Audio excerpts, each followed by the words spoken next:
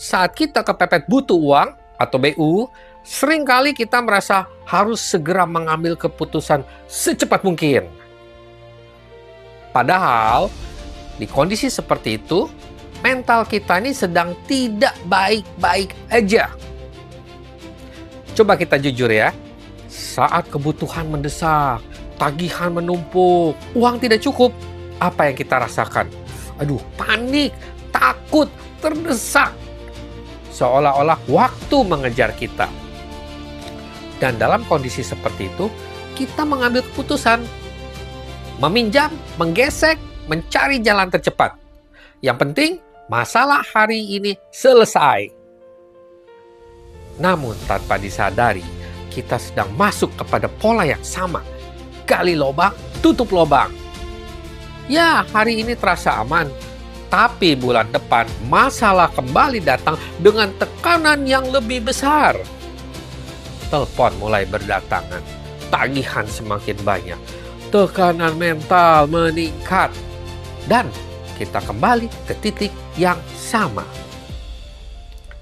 Di sini kita perlu sadar, masalahnya bukan hanya kekurangan uang, tapi kondisi mental kita saat mengambil keputusan.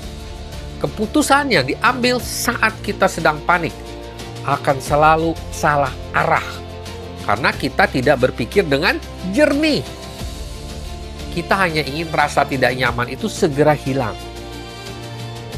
Karena itu, saat kita sedang kepepet BU atau butuh uang, langkah pertama bukan cari solusi, tetapi menenangkan diri.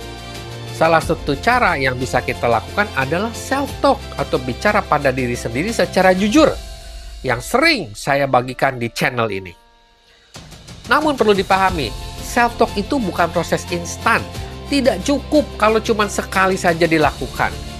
Butuh waktu, bisa 1 hari, 2 hari, bahkan lebih. Karena yang kita pulihkan adalah kondisi mental kita. Dan selama mental kita masih kacau, kita belum siap mengambil keputusan. Seringkali yang terjadi, kita belum tenang, tapi sudah mulai merencanakan. Belum stabil, tapi sudah mulai bertindak atau action. Hasilnya, keputusan kembali keliru. Dan siklus masalah terus berulang. Jadi, lebih baik menunda keputusan beberapa hari, menenangkan diri dulu, mengembalikan kejernihan berpikir, baru mencari jalan keluar. Daripada mengambil keputusan sekarang dalam kondisi panik dan harus membayar lebih mahal di kemudian hari. Jadi, ketika kita kepepet butuh uang, jangan langsung mencari solusi. Tenangkan diri terlebih dahulu, gunakan self-talk, berikan waktu, baru ambil keputusan. Dan satu hal yang perlu kita pahami, ketika masalah terjadi dalam hidup kita, yang harus menghadapinya adalah kita sendiri, bukan orang lain.